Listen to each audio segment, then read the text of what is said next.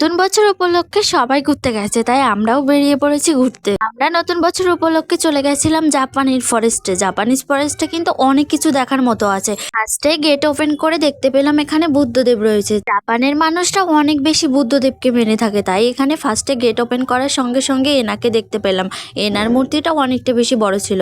আর জাপানে এসেছি, জাপানের মন্দিরগুলো দেখবো না এমনটা তো হতেই পারে না। এখানে দেশ বিদেশ থেকে নানান রকম লোক এসে থাকে এইগুলো দেখার জন্য, কারণ জাপানিজ ফরেস্টটা এত সুন্দর করে তৈরি করেছে যেটা না দেখলে তোমরা কেউ বিশ্বাসই করতে পারবে না। আমি অনেকটা বেশি এক্সাইটেড ছিলাম জাপানিজ এই মন্দিরটা দেখার জন্য, কারণ জীবনে প্রথমবার জাপানের মন্দিরটা দেখবো, তাই অনেকটা বেশি উৎসাহিত নিয়ে ভেতরের দিকে প্রবেশ করলাম। জাপানের মন্দিরগুলোতে আমাদের মতো ঠাকুর রাখা থাকে, জানি না এই মন্দিরটার ভিতরে ওরা কি রেখে দিয়েছিল, আর বারবার করে আওয়াজ করতেছিল ঘন্টার আওয়াজের মতো।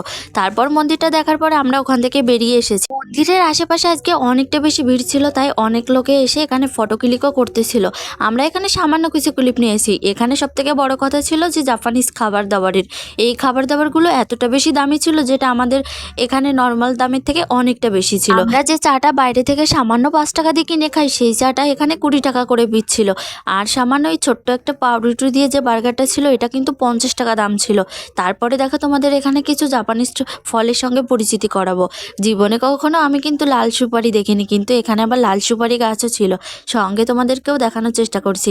দেখো এখানে কত পরিমাণ সুপারি হয়ে পড়ে রয়েছে। জীবনে কখনো দেখিনি রাস্তার ধারে এরকম কাঠবাদামের গাছ হয়ে থাকতে, আবার সেটা আবার গাছে পেকে পেকেও পড়ে রয়েছে। কি পরিমাণ বাদাম ধরেছে সবাই শুধু একবার তাকিয়ে দেখো। আমি তো ভেবেছিলাম হয়তো রাস্তার নিচেও পাবো, কিন্তু দুর্ভাগ্যবশত আমাদের কপালে সেই বাদামটা জোটেইনি। এত পর্যন্ত যারা ভিডিওটি দেখেছো তাদের সবাইকে একটু প্রাঙ্কের মাধ্যমে একটা কথা জানাতে চাই। নতুন বছরে তোমাদের সাথে সামান্য একটি ছোট্ট একটা প্রাঙ্ক করলাম, কারণ এত সময় তোমরা যেসব জিনিসগুলো দেখতে পেলে সমস্ত কিছুই কিন্তু আমাদের ইকো পার্কে অবস্থিত।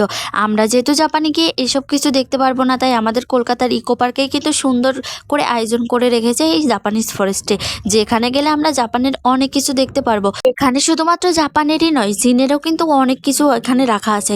আসলে এই গার্ডেনটা অনেকটা বেশি বড়, তাই এক এক পার্টে এক এক দেশের নিয়েই এক একটা করে পার্ক সিস্টেম করে রেখেছে। এখানে যাওয়ার পরে একদিনেও কিন্তু শেষ হবে না, কারণ কলকাতার ইকো পার্কটা কিন্তু একটা বিখ্যাত নাম করা জায়গা। এখানে কিন্তু বিঘার পর বিঘা জমি নিয়েই কিন্তু পার্কটা তৈরি করা হয়েছে। এখানে প্রায় সব দেশেরই কিছু না কিছু তুলে ধরার চেষ্টা করেছে।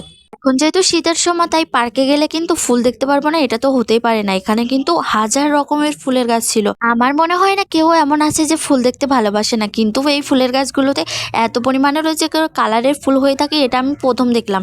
এখানে সাথে সাথে দেখো বুর্জ খলিফারও আয়োজন করা ছিল। একটু পরেই তোমরা দুবাইয়ের বুর্জ খলিফাটা আমাদের এই কলকাতার ইকো পার্কের থেকেই কিন্তু দেখতে পারবে। এখানে আবার বোর্ডেরও সিস্টেম ছিল, যারা এখানে থেকে বোর্ডে যেতে পারবে তাদেরও কিন্তু এখানে সেই সিস্টেমটা রয়েছে। পুরো ইকো পার্কের ভিতরে যেহেতু কোনো গাড়ি অ্যালাউ নেই, তাই এখানের এদের যে গাড়িগুলো আছে এগুলো চড়ে কিন্তু তোমরা অনেকটা ঘুরতে পারবে, কারণ সারাদিনে এতটা বড় ইকো পার্ক আমাদের কিন্তু শেষ করা সম্ভব না। আমরা যেহেতু কখনো দুবাই থেকে এই বুর্জ খলিফাটা দেখতে পারবো না, তাই আমরা আমাদের ইকো পার্ক থেকেই বুর্জ খলিফাটা দেখে নিয়েছি। এখান থেকে এটা এত বড় লাগছিল, তাহলে আমি ভাবছি দুবাইয়ের বুর্জ খলিফাটা তাহলে কতটা বড় হবে। এখানে আবার অনেক ছোট একটা জাতের এখানে মোরগ ফুলেরও চাষ করে রেখে দিয়েছিল। যেহেতু শীতকাল, তাই চারিদিকে শুধুমাত্র ফুল আর ফুল ছিল। আর ফুলগুলো এত পরিমাণে বড় বড় ছিল যে না দেখলে বিশ্বাসই করতে পারবে না, চারিদিকে শুধুমাত্র ফুল বাগানই ছিল। জানুয়ারি মাসের প্রথম দিকে সবার একটু ঘুরতে বেশি ভালো লাগে, তাই এখানে পর্যটকরা অনেকটা বেশি এসেছিল। আর কলকাতার ইকো পার্কটা তো একদম নাম করা, তাই এখানে যে যত টাইম মতো পেরেছে সকাল থেকে সন্ধ্যা মতো থাকার চেষ্টা করেছে। এখন অনেকটা বেশি বিকাল হয়ে গেছিলো। আমরা সকালবেলায় ঘুম থেকে উঠে বাড়ি থেকে রেডি হয়ে তারপরে চলে গেছিলাম। এখানে লাস্টে গেটেই চলে এসেছি। সকালে ঘুম থেকে উঠে বেরিয়েছি, এখান থেকে লাস্ট মাথা পর্যন্ত যেতে পারিনি, তারপরে আমাদের বিকাল হয়ে গেছিল। তাই বাড়ি ফিরবো এই চিন্তাতে আমরা অনেকটা আগেই চলে এসেছি, পুরো পার্কটাও ঘুরে দেখতে পারলাম না। আর যারা কলকাতার মধ্যে থেকে ভিডিওটি দেখবে তাদের উদ্দেশ্যে একটা কথাই বলতে চাই, ইকো পার্কে যেতে গেলে কিন্তু বাড়ি থেকে খাবার তৈরি করে নিয়ে যাবে, কারণ ওখানে এত বেশি সমস্ত জিনিসের দাম আছে যে কি বলবো, তোমাদেরকে মেরেই ফেলবে।